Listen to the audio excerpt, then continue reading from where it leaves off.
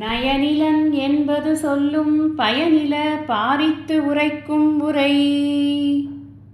ஒருத்தன் பேசுகிறத வச்சே அவன்கிட்ட ஒரு நல்ல குணம் இருக்கா இல்லையாங்கிறது தெரிஞ்சிடும் இல்லையா? அதைத்தான் வள்ளுவர் சொல்கிறார். அவன் பயனற்ற விஷயங்களை நன்றாக விரித்து பேசுகிறத வச்சுக்கொண்டே அவனுடைய நயனில்லாத ஒரு தன்மையை நாம் அறிந்து கொள்ள முடியும் அப்படின்னு சொல்கிறார். இதை புரிஞ்சுக்கிறதுக்கு நாம் ராமாயணத்தில் நடந்ததாக சொல்லப்படக்கூடிய ஒரு சின்ன விஷயத்தை சிந்திக்கலாம். அது என்ன அப்படின்னா, மாயாஜனகன் கதை அப்படின்னு. இந்த சீதை அசோகவனத்தில் சிறையுண்டு கிடக்கிறாள்.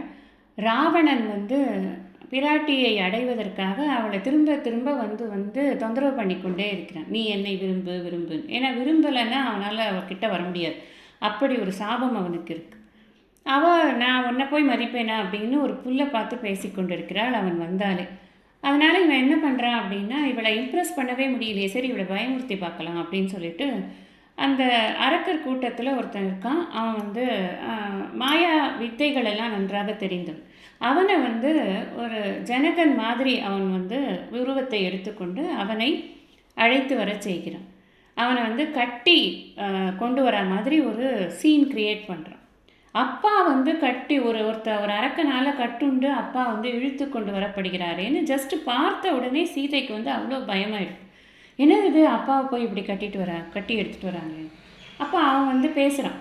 பேசும்போது, அம்மா நீ பாரு, என்னை இந்த மாதிரி கொடுமைப்படுத்துகிறாங்க. நீ இந்த லங்கைக்கு இருக்கக்கூடிய ராஜா இந்த இவனை இருக்கானே இந்த ராவணன், அவனை நீ எப்படியாவது விரும்பிடுமா, உனக்கு நல்லது தான் அது. ஏன்னா லக்ஷ்மி அப்படிங்கிறவ ஒரு இடத்துல தங்குறவ கிடையாது. அவள் அப்படி ஒரு இடமா போய் கொண்டு இருக்கிறவ தான். இதுக்கு முன்னாடி அயோத்தியில் இருந்தியா, இப்போ நீ லங்கையில் இரு, அதனால் உனக்கு ஒன்றும் பிரச்சனை இல்லை, நீ நல்லா தான் அம்மா இருப்ப இப்படின்லாம் அப்பா அட்வைஸ் பண்ணுற மாதிரி அவன் அந்த துர்புத்தி தானே அவன்கிட்ட இருக்குது, அதை வைத்து கொண்டு அவன் அட்வைஸ் பண்ணுறான். அப்படி பண்ணும்போது சீதைக்கு நல்லா தெரிஞ்சு போய்டுறது. இவன் பேச்சை பார்த்தாலே தெரியுதே நல்லா, இவன் ஒன்றும் ஜனகன் இல்லை அப்படின்ட்டு. அதுக்கப்புறம் அவன் பேச்சு எதுக்குமே கவனிக்கவே இல்லை. ராவணனையும் நல்லா வசப்பாடி மரியாதையை இங்கேருந்து கிளம்பிப்போ அப்படின்னு அனுப்பி விட்டுடுறான். அதுதான் வள்ளுவர் சொல்கிறார், ஒருத்தன் வாயை திறந்து பேசிட்டான்னா அவனுடைய சங்கதி எல்லாம் தெரிஞ்சு போயிடும், அவன் எப்பேற்பட்டவன் அப்படின்னு. இதுலேருந்து இந்த கதையிலேருந்து நமக்கு இந்த விஷயமும் நன்றாக புலப்படுகிறது.